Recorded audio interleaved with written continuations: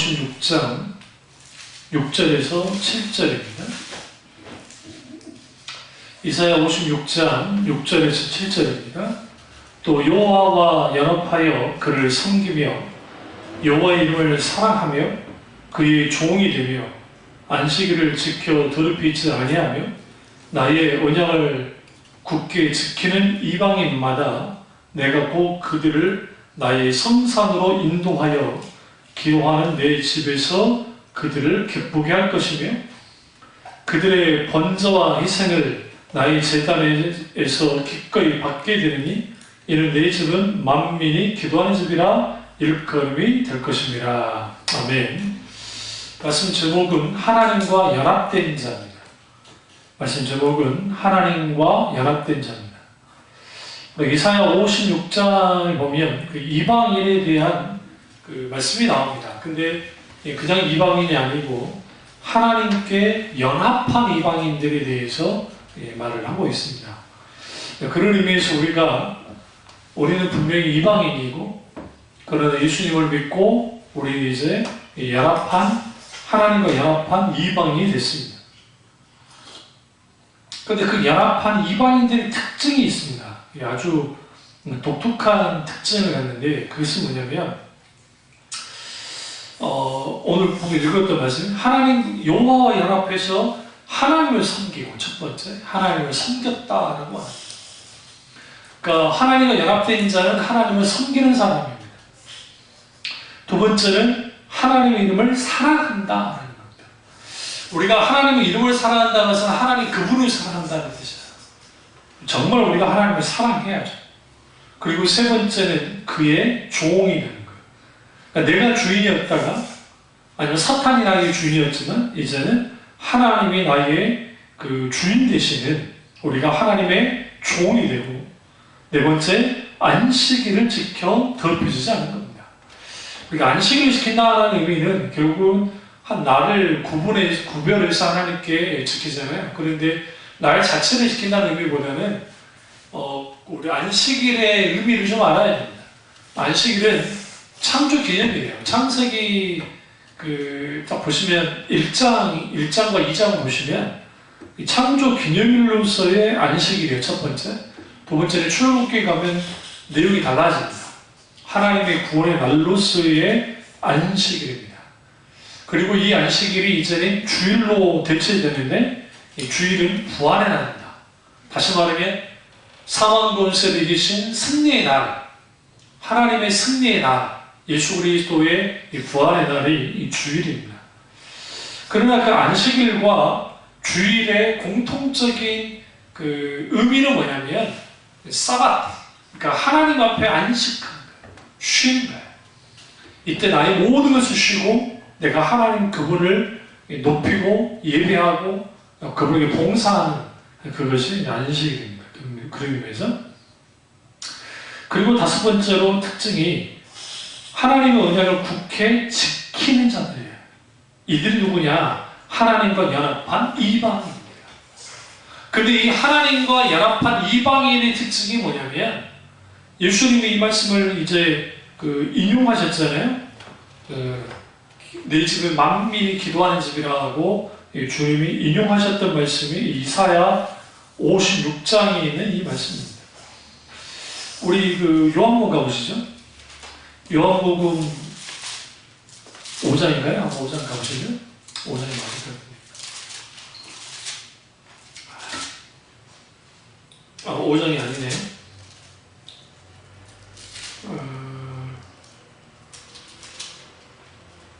예수님이 이제 성전을 청결하는 사건이 나옵니다. 제가 좀 헷갈렸는데요. 근데 그때 주님이 이제 예루살렘으로 입성을 하세요. 예루살렘 입성하시고 난 다음에 주님이 하신 일이 뭐냐면 2장? 이제 주님이 이 부분에 대해서 그래요. 2장 13절부터 이제 쭉 보시면 예수님이 예루살렘으로 올라가시죠. 그러면서 여기서 이제 돈을 바꾸는 사람들, 이제 성전 돈을 바꾸는 사람들이에요. 그리고 양과 소를 파는 사람들 다 내쫓습니다. 근데 이 행위가 잘못된 행위가 아니에요. 왜 그러냐면 이거는 그 레위기나 또 성경에 보시면 이 규례가 있어요. 분명하게 성경에는 그렇게 되어 있습니다. 근데 이제 그 중요한 건 뭐냐면 이게 왜 문제가 됐었냐면 일단 성전에서 세계로 바꿀 때 그 성전에서는 돈이 이제 세계입니다. 근데 그 돈을 바꿀 때 폭리를 취하는 거예요. 그 사두개인들과 대제사장이 첫 번째. 두 번째는 이제 양과 소를 가져오잖아요. 근데 이걸 말도 안 되는 가격으로 하는 거예요. 뭐 10배를 튀기기도 하고. 그러니까 먼 거리에서 오는 사람들은 흠 없는 양과 소를 하나님께 바쳐야 되기 때문에 이거 멀쩡하게 데려올 수가 없잖아요. 그러니까 당연히 그 근방에서 살 수밖에 없어요. 그러니까 거기서 또 폭리를 취하고 그걸로 끝나지 않아요. 또 그걸 그러다 치는데 또 문제가 뭐냐면 병든 양들, 소들을 또 하나님께 예배드리는 건 안 되는데 그것도 눈 감아주면서 돈을 더 얹어 받고 성전 안으로 들어가게 만들어줬다는 겁니다. 예수님이 그것을 문제 삼으신 거예요. 그러니까 성전 뜰에서 거기서 막 돈 바꾸는 것 자체는 잘못된 게 아니에요. 성경에서 성전세 낼 때 바꾸라 했으니까. 그러나 이걸 폭리를 취하고 하나님을 일종의 장사꾼들이 이렇게 막 넘치는 곳으로 만들었을 때 예수님이 이것을 이제 문제 삼으신 겁니다. 그리고 이제 그 요한복음에서 이제 이 성전이 그 결국은 예수님 그분을 가리키는 것이다라고 분명히 말을 합니다. 그럼 또 가보시죠. 마가복음 11장 15절과 17절에 가보겠습니다. 마가복음 11장 가보시죠. 마가복음 11장 15절에서 17절을 보시면 예수님이 예루살렘에 들어가셔서 성전 안에 매매한 자들을 내쫓으시며 돈 바꾸는 자들의 상과 비둘기 파는 자들의 의자를 둘러엎으시며 아무나 물건을 가지고 성전 안으로 지나다님을 허락하지 아니하시고 이에 가르쳐 주시되 기록된 바 내 집은 만민이 기도하는 집이라 칭함을 받으리라 하지 아니하였느냐 너는 강도의 소굴을 만들었도다 하시네. 여기서 이제 우리가 만민이 기도하는 집이라라고 주님이 여기서 이제 말씀하시잖아요. 근데 이사야 56장 오늘 우리가 읽었던 그 본문에서의 말씀을 좀 보시면 여기서 만민이 기도하는 집의 대상이 누구예요? 이방이네, 이방인. 그냥 이방인이 아니고 하나님과 연합한 이방인. 그럼 보세요. 바리새인들과 그 다음에 그 당시 유대인들의 처음부터 유대인이잖아요. 그러니까 그들은 아브라함 후손이잖아요. 이방인이 아니잖아요. 근데 이방인이 아닌 유대인들이 무슨 짓을 했다? 이게 강도의 소굴로 도둑이 득실득실거리는 성전을 만들어버렸다는 거예요. 그러니까 오히려 주님이 이 말을 하는 겁니다. 내 집은 만민이 기도하는 집이다. 그러니까 우리는 무슨 생각을 하냐면 이제 이사야 말씀을 염두에 두지 않으면 마치 그거죠.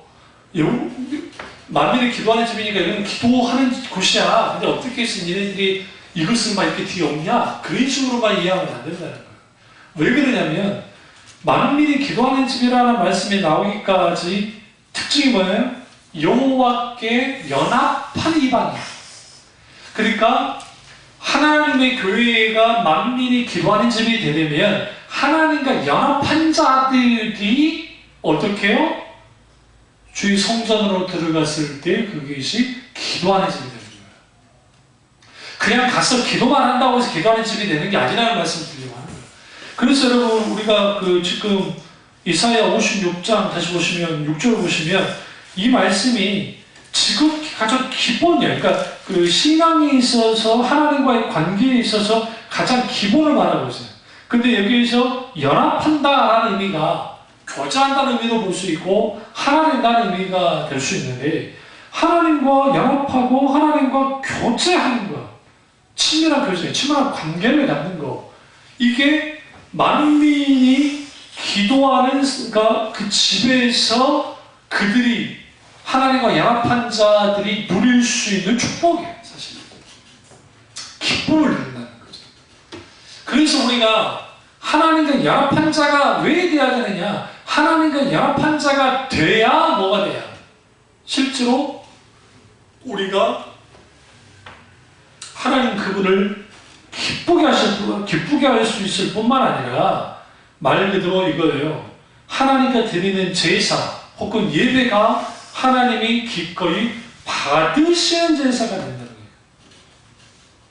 그리고 재밌는 표현이 내 집은, 이 집은 누구 집이에요? 하나님의 집이에요.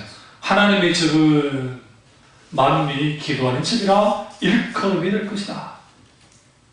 그러니까 만민이 기도하는 집이라 일컬음이 된다. 누구에 의해서? 하나님과 연합한 자들에 의해서. 하나님과 연합한 자들의 특징은 당연히 그들은 철저하게 뭐하냐? 하나님과의 관계, 친밀한 교제를 나누고 그분을 사랑하고 그리고 그분의 안식을 지키고 하나님 언약을 굳게 지키는 자들이었다라는 겁니다. 이게 굉장히 중요합니다. 그래서 56장 그 3절을 보시면 그냥 1절부터 보시죠. 여호와께서 이와 같이 말씀하시기를 너희는 정의를 지키며 의를 행하라. 이는 나의 구원이 가까웠고 나의 공의가 나타날 것이라 하셨도다. 안식일을 지켜 더럽히지 아니하며 그 입술을 금하여 모든 악을 행하지 아니하여 하니 하나니 이와 같이 하는 사람 이와 같이 굳게 잡은 사람은 복이 있느니라. 여호와께 연합한 이방인은 말하기를 여호와께서 나를 그 백성 중에서 반드시 갈라내시리라 하지 말며 고자도 말하기를 나는 마른 나무라 하지 말라. 여호와께서 이와 같이 말씀하시기를 나의 안식일을 지키며 내가 기뻐하는 일을 선택하여 나의 언약을 굳게 잡는 고자들에게는 내가 내 집에서 내 성 안에서 아들이나 딸보다 나은 기념물과 이름을 그들에게 주며 영원한 이름을 주어 끊어지지 아니하게 할 것이며. 여기서 참 재밌는 표현이 나온 거예요. 고자라는 얘기가 나오는데 이게 이제 왜 중요하냐면 이방인과 고자는 동급 취급을 당해요. 왜 그러냐면 고자는 자식을 낳을 수 있습니까 없습니까? 못 납니다. 그러니까 이스라엘은 고자는 말 그대로 하나님께 저주받은 사람이에요. 실제로 규례도 나와요. 고자된 자에 대한 규례가 나옵니다. 이게 완전 저주받은 사람들이잖아요. 그런데 오늘 이사야 56장에서 이방인도 하나님 앞에 저주받은 사람이고 고자도 저주받은 사람이에요. 그래서 이방인들이 이름만 한다는 거잖아요. 하나님 앞에 뭐라고 하냐면 하나님의 백성 중 우리를 갈라내시지 않겠습니까? 그러니까 갈라낸다고 하는 무슨 말이냐면 하나님 유대인들, 그러니까 히브리인들, 이때는 유대인이라는 개념이 없으니까 히브리인들 그리고 이방인들 이걸 주님이 갈라내지 않습니까? 이거 차별하려고. 근데 하나님이 그런 말 하지 말라는 거예요. 그렇지 않다는 거죠. 그리고 고자들을 향해서도 주님은 마른 나무라 하지 말아라. 이 마른 나무라는 게 그 옛날에 우리나라에서 그 여자들이 일 못나면 성녀란 표현을 썼잖아요. 아주 가장 정말 이게 입에 담으면 안 되는 말이잖아요. 그런데 그 돌 같은 여자란 말 아닙니까? 성녀라는 게. 그러니까 그것처럼 너는 마른 나무라 하지 말아라. 누가 그래요? 하나님이. 그러니까 여기 보면 하나님과의 관계에서 온전히 굳게 있는 사람들, 그러니까 하나님과 연합된 사람들은 보다 복이 있는 사람이다. 왜 우리가 하나님과 연합한 자가 되어야 되느냐? 복받은 자가 돼요. 그래서 요한복음의 주제는 뭐냐면, 요한복음의 전체적인 특징이 뭐냐면 하나님과의 관계를 계속 강조해요. 그래서 나는 너희 안에, 너희는 내 안에 가래. 내 말이 너희 안에 가고 내가 내 말이 너희 안에 가면 무엇을 구하라 하잖아요. 그러면 거기에 내가 너희 안에, 너희가 내 안에 가라. 이게 뭐예요? 연합이에요. 이게 뭐예요? 내주하시네. 이게 뭐예요? 친밀한 교제예요. 그러니까 이런 교제가 필요한 거예요. 그럼 기도에서 가장 큰 핵심은 뭐냐면 하나님을 알아가는 거예요. 오늘 지금 불러댔잖아요. 에드파 목사님이 작사하고 있던 찬양처럼 하나님과 주님을 보는 게 나의 소원이자 나의 기도라고 하잖아요. 하나님과 연합하는 거예요. 하나님을 알아가는 거예요. 그 속에서 하나님께 기도하며 나아갈 때에 거기에서 주어지는 하나님의 놀라운 은혜들이 있습니다. 근데 중요한 것은, 가장 중요한 것은 하나님과 연합한 자로 있는 거예요. 하나님과 연합한 자로 있을 때에 거기에 뭐냐? 복이 있는데, 이사야 56장 딱 접어두시고요. 시편 1편으로 가겠습니다. 우리가 너무나 잘 아는 아슈의 복되도다 라고 하는 이 복과 관련된 말씀입니다. 근데 여기 보시면 2절 보세요. 오직 여호와의 율법을 즐거워하여 그 율법을 주야로 마음다가 묵상하는 자로다. 여기서 이 의도적으로 그 시인이 악인과 의인 이 구분을 주는데 1절에서는 악인들과 관련 내용들을 이제 그 일부러 의도적으로 주고, 그 말씀에 대한 결론은 악인들은 5절에 심판을 겪지 못하고 죄인들이 의인의 모임에 들지 못한다는 것을 분명하게 말하고 있습니다. 그리고 그 2절과 3절은 이제 사실상 같이 연장선에 같이 가는 건데, 물론 같이 구절 같이 하거든요. 이렇게 여호와의 율법을 즐거워하고 묵상하는 사람은 시냇가에 심은 나무와 같다 라고 말씀하시고, 잎사귀가 마르지 않고 그가 하는 모든 일이 형통할 거다. 여기서 우리가 이 복에 대한 것을 이해할 때에 시편, 여기서 이제 여러분이 딱 봐야 될 동사가 있는데, 1장 1절에서 길에 서지 않으라, 오만한 자리에 앉지 아니하고 그를 따르지 않는다. 따른다, 따르지, 서지, 앉지에 집중하셔야 돼요. 이 행위가 뭐예요? 행동이잖아요. 걷는 행동이잖아요. 이게 연합한 것과 관계가 있어요. 그러니까 복 있는 사람은 악인의 길을 따르지 않아요. 그럼 당연히 무슨 길을 따르겠죠? 하나님의 길을 따르겠죠. 의의 길을 따르겠죠. 당연하잖아요. 죄인의 길을 서지 않아요. 당연히 그 의의 길을 쓸 거 아닙니까? 보세요. 따른다. 이걸 걷는다고 생각하세요? 그 다음에 선다. 말로 하다가 서 있는 거예요. 죄인에게 서 있는 게 아니라 하나님에게는 서 있는 것이고, 그 다음에 오만한 자에 앉지 않아요. 하나님이잖아요. 앉는 거죠. 그러니까 내가 따르고 내가 서고 내가 앉는 이 모든 것들은 하나님과의 관계 속에서 친밀한 교제 가운데 우리가 해야 하는 일들이에요.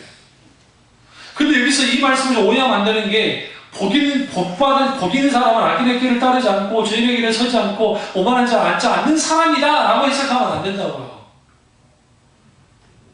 이거는 한국식 해석이에요. 왜냐하면 히브리 원전에서는 이렇게 말하지 않아요.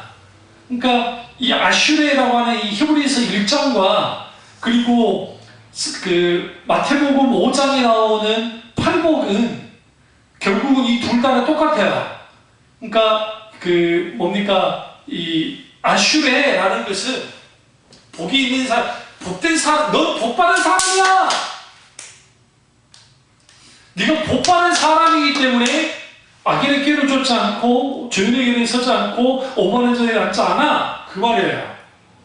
다시 말씀드릴게요. 종이 한 장 차이 같아요. 이 해석이. 이렇게 많이 목사님들이 설교를 하시잖아요. 복 있는 사람이 되려면 이 말씀 그대로 악인의 길을 따르지 않아야 되고 죄인의 길에 서지 않아야 되고 오만한 자리에 앉지 않아야 됩니다 라고 설교를 해요. 근데 이게 잘못된 설교라고요. 왜 잘못된 설교냐면 히브리 원전 자체가, 원문 자체가 그렇게 말하지 않아요. 너는 이미 복받은 사람이기 때문에 악인의 꾀를 따르지 않고 죄인의 길에 서지 않고 오만한 자리에 앉지 않지 않나, 그 말이에요. 이게 마태복음 5장에 있는 팔복의 마카리우스라고 하는 헬라어는 복도드라는 게 구약 히브리어의 아슈레가 마카리우스라고 하는 헬라어 단어로 바뀐 것 뿐이에요. 똑같아요. 근데 여기서 중요한 게 걷는다. 그러니까 여기 보면 따르지는 걷는 거, 워크로 가야겠죠. 걷는 거, 그 다음에 서 있는 거, 앉아있는 이 모든 능력이 우리가 안고 일어서고 따르는 이 모든 것들은 하나님과 연합된 삶, 하나님 이 연합된 삶이 오늘 이사야 지금 본문에서 읽었던 56장에서 말하는 정말 그 하나님 그분을 사랑하고 그리고 그분의 안식을 지키고 그리고 그분과 연합된 자로서 살아가는 자들은 당연히 복될 수밖에 없어요. 그 사람들은 복된 사람이다. 성경에서 말하는 복은 이거예요. 그래서 성경에 너희 하나님 여호와를 가까이 하는 자가 복이 있도다. 하나님을 가까이 하는 게 복이 있어요. 왜 우리가 하나님께 기도해야 됩니까? 하나님을 깊이 주님과 가까워지기 위해서 기도하는 거예요.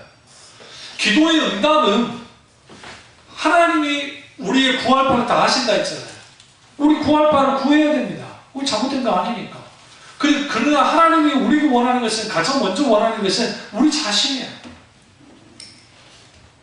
종종 우리는 어떤 실수들을 하냐면, 기도하다가 자칫 잘못하면 딴 길로 가버려요. 딴 길로. 그러니까 내가 하나님께 하나님 그분만을 놓고 기도를 하는데 방향이 막 바뀌어지고, 여기에서 이제 자기함정이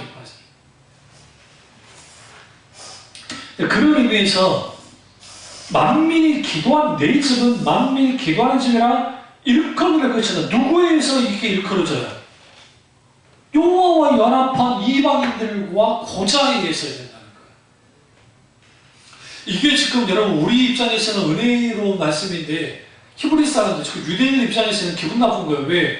지금 이게 성산이라 있잖아요. 성산. 주의 성산. 성산하면 떠오르는 게 뭐예요? 시온산이에요.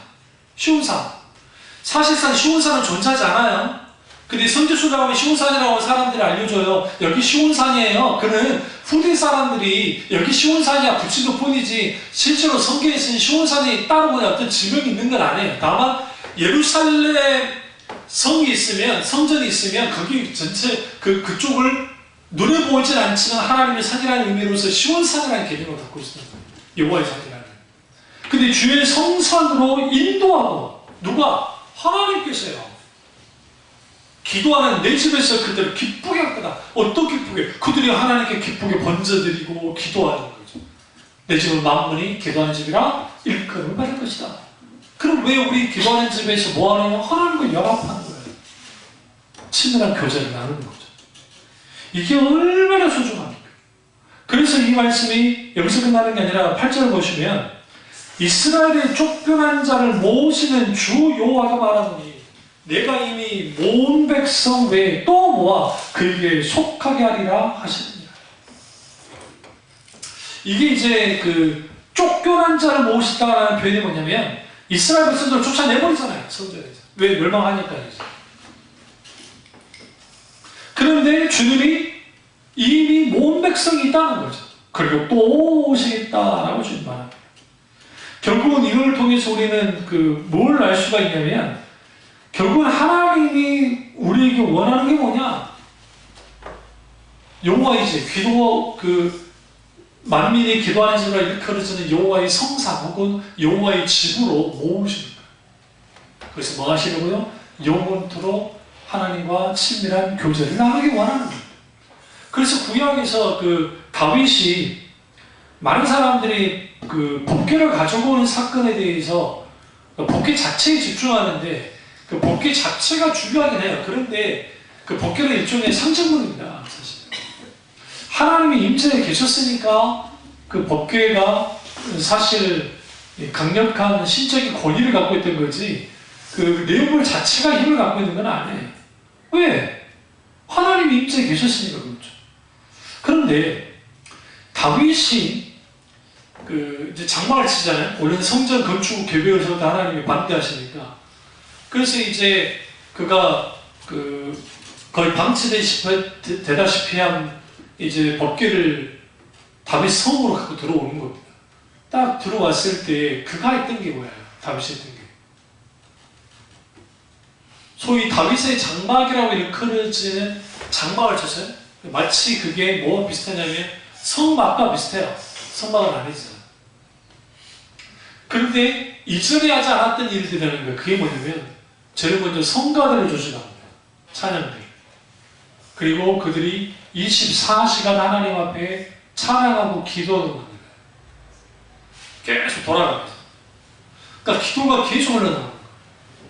그러니까 다윗은 뭘 알았냐면 하나님과 끊임없는 교제를 나누는 것이 얼마나 소중하고 가치 있다는 것을 알았던 거예요.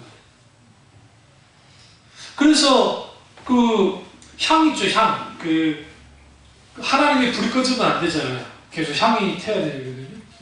그래서 이제 금향로가 있어요. 그 향에다가 계속 향을 피워줘야 돼요. 계속. 촛대 있죠. 금촛대도 계속 그 초는 계속 가리면서 불이 계속 켜져 있어요. 이게 뭐냐면 깨어 있어야 되는 거죠. 향은 향이 기도는 향기가 올라가듯이 한다잖아요. 기도의 얘기잖아요. 이게 다 상징적인 건데 하나님 앞에 기도하라는 거죠. 깨어 있어야 합니다. 그러니까 항상 하나님 앞에 예배하는 자의 삶을 살아야 되고 기도하는 자의 삶을 살아야 된다. 연합한 자들의 특징이 그거예요. 하나님 앞에 예배하는 자이고 연합한 자의 또 다른 특징은 하나님께 기도하는 자예요. 이것을 주님이 이제 이사야 선지자를 통해서 56장에서 말하는데 중요한 것은 이 말씀이 이방인들과 그리고 고자에게 있단 말이라는 거예요. 이게 충격적이잖아요. 근데 5절 보시면 내가 내 집에서 내 성 안에서 아들이나 딸보다 나은 기념물과 이름을 그들에게 주며 이게 중요해요. 그러면 성 안에서 아들과 딸도 누구예요? 히브리인들이에요. 선택된 히브리인들이 있는데 그보다 나은 기념물과 이름을 그들에게 주며 심지어는 영원한 이름을 주어 끊어지지 아니하게 할 것이며 고자에게 있어서 후손이 끊어지죠. 그런데 그들에게 영원한 이름을 준다. 영원한 이름을. 얼마나 큰 축복입니다. 그래서 그들이 또 여호와와 연합하여 하나님을 섬기고 하나님을 사랑하고 그리고 그 하나님의 종이 되고 이게 얼마나 대단한 일들이 여기서 벌어지는지. 그러니까 여기서 연합한 자, 하나님과 연합한 자의 특징이 분명히. 그래서 여러분 우리가 이사야서가 이사야 1장부터 39장까지는 말 그대로 구약을 전체적으로 막 들으는 것처럼 하다가 40장에서 66장까지를 딱 가면 무슨 일이 벌어지냐면 마치 신약을 보는 듯해요. 철저하게 복음의 내용이 들어가 있어요. 복음의 내용. 이방인의 구원은 이미 여기서 말하고 있잖아요. 이방인의 구원.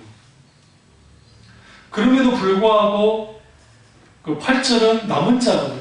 그 남은 자들을 모으신 거죠. 근데 갑자기 그런데 9절에서 12절에 뭐가 나와요? 아주 나쁜 목자가 나온단 말이에요. 그러니까 이제 여기에서 이게 참 심각한 게 10절을 보시면 이게 다 우주적인 거예요. 이스라엘 파수꾼들을 들은 맹인이요 다 무지하여 버거리 개들이라 짓지 못하면 다 꿈꾸는 자들이 누워있는 자들이요 잠자기를 좋아하는 자들이 이들 누구예요? 소위 말하는 거짓 선지자들, 제사장들, 종교 지도자들 그들을 향한 말씀이에요. 이 개들은 탐욕이 심하여 족한 줄을 알지 못한 자들이요 그들은 몰지각한 목자들이라 다 제 길로 돌아가며 사람마다 자기 이익만 추구하며 오라 내가 포도주를 가져오리라 우리가 독주를 잔뜩 마시자 내일도 오늘같이 크게 넘치리라 하느니라. 여기서 우리가 갑자기 모르라 시리라 하다가 갑자기 왜 이 몰지각한 목자들이 나올까요? 여기서 우리가 심각한 것을 알아야 되는데 이게 대비를 주는 거예요. 어느 시대에나 그 시대의 버팀목은 주종들이에요. 목자들이라는 거죠. 오늘날 말하면 목사님들이죠. 근데 그 시대의 버팀목들이 다 무너져 있는 거예요.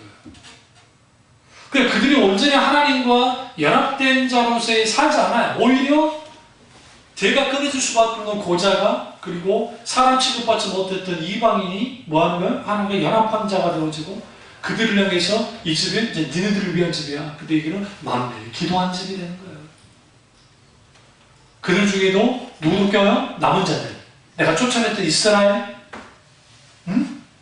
예, 쫓아냈던 그 이스라엘 백성들 중에 그들을 모으고 또 모아서 그들도 내 만민이 기도하는 집에 기도하도록, 연합하도록, 교제하도록 할 거야. 그런데 이제 문제는 뭐냐면 갑자기 둘이 모든 것 짐승들아 숲 가운데 모든 짐승 와서 먹으라 라고 하면서 이 개들, 소위 목자들, 거짓 목자들, 사고 목자들이 예수님 말하는 거예요. 근데 예수님이 그래서 똑같이 바리새인들을 향해서 저들은 개들이요 하면서 주님이 막 주님의 강력 공격하죠. 그 이사야가 했던 말씀 그대로 인용하면서 하는 거죠. 그래서 그들은 뭐라고 그래요? 탐심이 가득해서 바리새인들이 다 삼킨다 했잖아.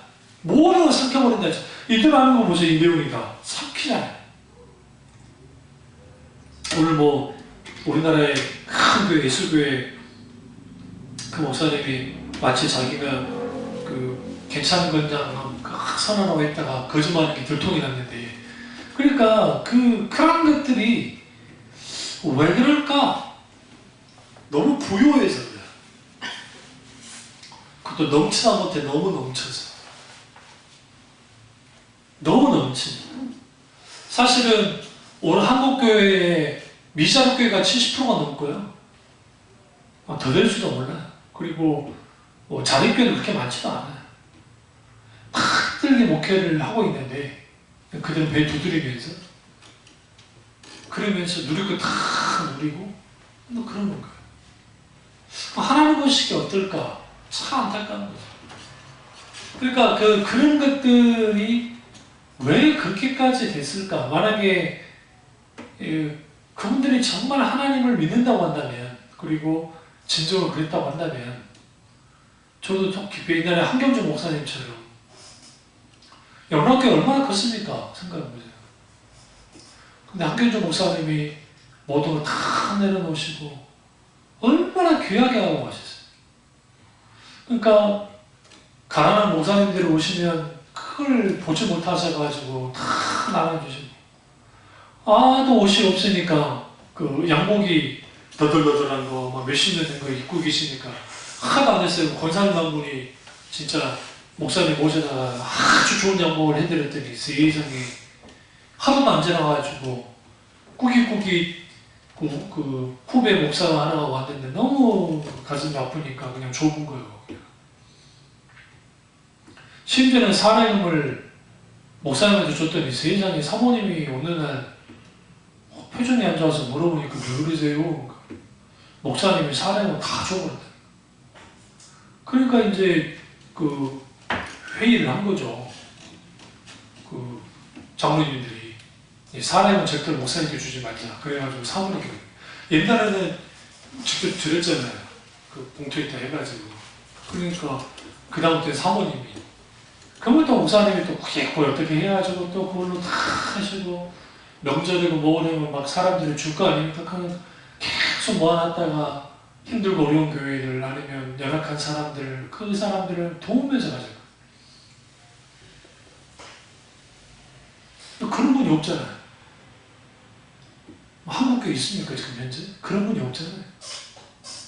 왜 그렇게 돼버렸을까? 특별히 한경영 목사님이 다루셔서 뭐 그럴 수도 있겠지만, 사실은 하나님과 연합한 자로서 그렇게 복된 자로서의 삶을 살다 보면, 소위 무소유의 삶이라는 게 그 돌아가신 법정 스님이 말했던 불교에서의 무소유라는 개념과 서교에서 말하는 무소유의 개념이 좀 달라요. 완전 달라요. 그러니까 불교에서 말 그대로 내가 하나도 갖지 않고 한다는 의미고, 오히려 성경에서 말하는 무소유라는 것은 내가 가지고 있는 것을 예수 그리스도에 주신 그 은혜의 복을 자연스럽게 흘러내려 주는 거예요. 어떻게? 보이지 않는 손으로. 왼손이 하는 일을 오른손이 모르게 하듯이 흘러내려고. 그러니까 사업하시는 장로님들이나 또 좀 여유가 많으신 분들이 그런 일을 많이 할수록 좋아요. 귀하게. 큰 교회들이 그렇게 하는 게 더 좋고. 근데 그렇게 하지 않거든요. 왜냐하면 자기들만의 계속 싸움, 그리고 자기들이 그 하는 것들을 막 하는 거죠. 그러다 보니까 문제가 되는 게 뭐냐면, 오늘 여기 보면 이들이 자기 이익만 추구하며 있잖아요. 11절에 탐욕이 심하여 족한 줄 알지 못한다는 거죠. 그러니까 자기 이익만 추구해요. 돼지는요 토할 때까지 먹지 않습니다. 그러니까 우리가 돼지를 좀 오해하고 있는 게 그 돼지가 막 개걸스럽게 먹기는 해도 그렇다고 해서 토할 때 먹지 않는데 개는 토할 때까지 먹어요. 너무 많이 먹고 토하잖아요. 저는 어릴 때 많이 봤어요. 그런 게. 그걸 또 먹죠. 그러니까 그런 것처럼 탐욕이 되시면 왜 이렇게 그 다음에 독주를 마셔서 넘치게 하라. 내일도 오늘같이 넘칠 거다. 그러니까 이러한 이 향락과 그리고 어떤 쾌락과 이러한 자기 만족만을 위해서 추구하는 게 아니라 대비되어 주는 거예요. 하나님과 연합된 자의 삶과 종교인의 삶은 완전히 달라져요. 바뀌어요. 그러니까 종교로서의 하나님을 믿는 사람과 살아서 역사하시는 성경에서만 인격적 하나님을 믿는 사람은 다를 수밖에 없어요. 기독교는 종교가 아니기 때문에. 어떤 제가 KBS 스페셜, EBS가 아닌가 스페셜을 봤는데 스테인드 글라스를 만드는 그 어떤 우리나라 아주 유명한 그 대학 교수면서 이제 그 만드는 사업하시는 분이 있었는데 교수는 아닌 것 같고 근데 그 어떤 성당에 그 아주 예쁘게 제가 봐도 너무너무 예쁘게 잘 만들었더라고요. 그 스테인드 글라스. 근데 인터뷰를 하는 거죠. 그 교우들한테 어떠세요? 그러니까 이걸 이제 거치대 카메라를 딱 설치를 해가지고 24시간 한번 어떻게 되는지를 딱 적어놓으니까 이게 시간 따라서 막 빛 들어오는 게 너무너무 예쁜 거예요. 이거 온화한 분위기와 엄숙한 분위기와 기도할 수 있는 분위기가 만들어서 너무너무 좋습니다. 왜 그런 줄 아세요? 왜 카톨릭이나 인모진 교회들, 소위 기독교 안에 있는 그런 사람들이 있는데 왜 그런 줄 아세요? 하나님의 임재가 떠나서 그래요. 하나님의 임재가 떠난 자를 시각화시킬 수밖에 없어요. 시각화되니까 그런 거예요. 그러니까 우리 초대형 교회 같은 데 어마어마한 큰 교회 가면 막 좀 예배 드리는 것 느낌 안 드세요? 처음에? 워낙 크기 때문에 내가 뭔가 거기서 정말 대단한 예배를 드린 것 같은 착각을 만들어요. 뭐가 주는 느낌이냐면 건물이 주는 웅장함 속에서 나타나는 증상. 그래서 더 크게, 더 높게, 더 넓게 만드는 거예요. 그럼 사람들은 거기에서 뭐 하느냐? 거기에서 일종의 건물 앞들을 성령에서 앞들되는 게 아니라 예루살렘 성전의 크기가 그렇게 크지 않아요. 우리는 착각을 하고 있어 그러지. 성전 사이즈가 그렇게 크지 않다고요. 100평이 안 돼요. 높이는 좀 높긴 하지만 왜 그랬다고 생각하세요? 그 당대에 다윗이 어마어마하게 전리품을 갖고 있었습니다. 뭐 금방 배부되지 그까지도 못 만들었을까요? 어마어마한 건물이 졌을 겁니다. 근데 하나님의 서기도를 줬잖아요. 솔로몬에게. 왜 그렇게 못하겠느냐? 건물에 압도되지 말라는 거예요. 왜? 하나님은 건물 안에 갇히는 분이 아니기 때문에. 우주 만물에 창조하신 분이 하나님이신데. 그럼 왜 건물들이 이렇게 커졌느냐? 중세시대 때 하나님으로 교회 안에 가둬버린 거예요. 가둬야만 했어요. 왜? 자기 마음대로 이렇게. 그러니까 그랬기 때문에 그게 급격하게 타락이 일어나고 한국 교회도 똑같아요. 교회 안에 하나님을 가둬버리는 거예요. 교회 밖에 하나님이 안 계셔요. 왜? 신자들의 삶 속에서 하나님이 안 보이니까. 그러니까 갇혀지는 하나님이 된 거예요. 이 증상이 가고 싶어요, 성경에. 이건 좀 다른 현상인데 요한계시록 3장을 가보시면 3장 14절 보시면 20절 볼지어다 내가 문 밖에 서서 두드리노니 누구든지 내 음성을 듣고 문을 열면 내가 그에게로 들어가 그와 더불어 먹고 그는 나와 더불어 먹으리라. 이제는 말씀의 형상 중에 하나님은 교회 안에 가뒀잖아요. 이제는 교회 안에서 쫓아내버리는 거예요. 그러니까 여러분 이 말씀이 이 라오디게아 교회를 향한 이 말씀이 왜 이게 무서운 말씀이냐면 내가 문 밖에 서서 두드린다는 표현에 집중하셔야 돼요. 지금 성전 밖에 그러니까 하나님이 쫓겨나셔서 두드리시는 거예요. 문 좀 열어달라. 주인이 바뀌어버린 거예요. 이스라엘 시대 이스라엘 백성들이 이스라엘이 왜 무너졌느냐, 멸망했느냐, 하나님을 쫓아내버렸다고 생각했어요. 그런데 여전히 하나님은 그들과 함께 있다 이 생각했어요. 여전히 하나님은 성전에 계시다. 에스겔서를 보세요. 에스겔서에 그들이 말하기를 여호와는 여기 계시다. 근데 에스겔이 뭐라 합니까? 하나님은 떠나셨어. 진작에 떠나셨어. 너희들은 착각하고 있는 거야. 근데 하나님을 뻥 차버리고 하나님을 교회에서 쫓아내버려요. 그러니까 크게는 하나님을 교회 안에 가뒀다가 그 가뒀던 하나님마저 이제는 쫓아내버리고 거기에 수많은 우상단체가 생긴 거예요. 그게 가톨릭 아닙니까? 그게. 그 길을 누가 따라가느냐?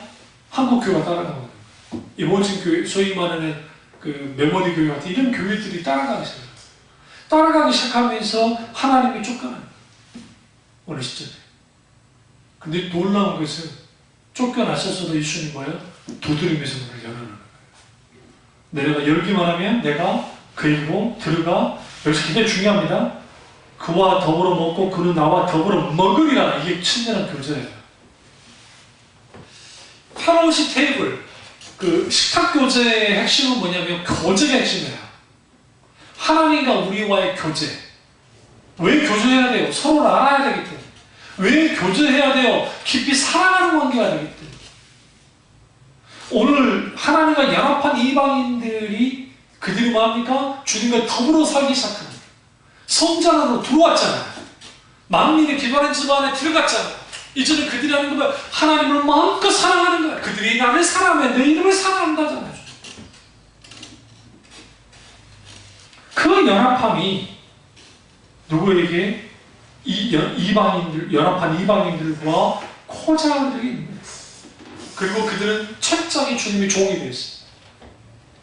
기꺼이 종이 되는 거예요. 그리고 하나님의 언약을 그들은 붙드는 거예요. 신앙에서 가장 중요한 것은 시간적인, 신앙에 있어서 시간과 관련돼서 이걸 오이코노미아, 하나님의 경륜, 하나님의 때, 하나님의 시간. 그러니까 카이로스, 잘못 말했습니다. 카이로스. 하나님의 시간. 아주 중요한 의미로서의 시간들.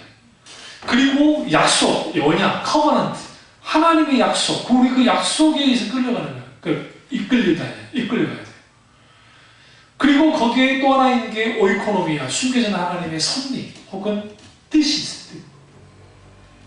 이 세 가지가 신자들 뇌리 속에, 신자들 신앙 속에 강력하게 잡혀 있어야 내가 이 세상 살아갈 때에 하나님과 연합한 자로서의 삶을 사는 사람이라는 걸 분명히 아는 거예요. 그냥 교회 나가가지고 예수 믿고 그냥 교회 나가서 예수님 믿고 그냥 천국 가고 하는 정도의 신앙이 아니라고요. 당연히 천국 가야 되죠. 천국 귀하죠. 소중하니까. 그러나 거기에는 뭐가 작용돼야 돼요? 우리는 24시간이라는 크로노스의 시간 안에서 살고 있지만 우리는 적어도 하나님의 시간, 카이로스의 시간을 사는 거예요. 동시에 우리 이 땅에서 여러 가지 살아가지만 내가 지금 붙들고 내가 지금 그것을 소망하고 가져갈 것은, 그리고 그것을 이루기 위해서 갈 것은 언약이에요. 하나님의 약속. 그 약속을 붙들면서 가는 거야. 그래야 자로나로나 치우치자고 영적인 분별을 가져서 이 시대를 분별하고 시대를 따라가지 않는다고요. 그리고 오이코노미아, 하나님의 경륜, 비밀의 경륜. 우리 경륜이 그러잖아요. 이러면 경륜이라 지어가지고 나쁜 짓을 못한다잖아요. 한 방 들으면 다 알아버리는 거예요, 사람들이. 사고 못 친다잖아요. 그런데 그 오이코노미아, 하나님의 경륜 속에는 뭘 갖고 있냐면 하나님의 손길이 있어요. 이게 섭리인데 하나님의 보이지 않는 손들. 그런 것들이 신자들 속에서 나타나기 시작하면 여기에서 뭐가 되느냐? 정말 하나님의 놀라운 복받은 하나님의 자녀로서의 삶이 가능한 거예요. 이런 사람들이 복받은 사람들이죠. 근데 이 사람들이 어떤 사람들이다? 하나님과 영합한 자들. 이사야가 이 하나님과 연합한 자를 말하면서 결국은 어떤 사람이 되어야 되느냐. 하나님의 길을 떠나지 않고 아까 전에 그 시편 1편의 1장에서 말했던 복 있는 자로서의 큰 자들이 됩니다. 늘 주님 묵상하셔야 됩니다. 그리고 주님과 친밀한 교제를 나눠야 돼요. 그리고 하나님과의 관계를 가장 소중히 여겨야 돼요. 그렇게 됐을 때에 여기에 뭐느냐? 하나님과 연합한 자로서의 복이 있어요. 복이. 그 놀라운 복이 저와 여러분 있기를 주님의 이름으로 축원합니다. 기도하겠습니다. 기도하실 때 이 말씀이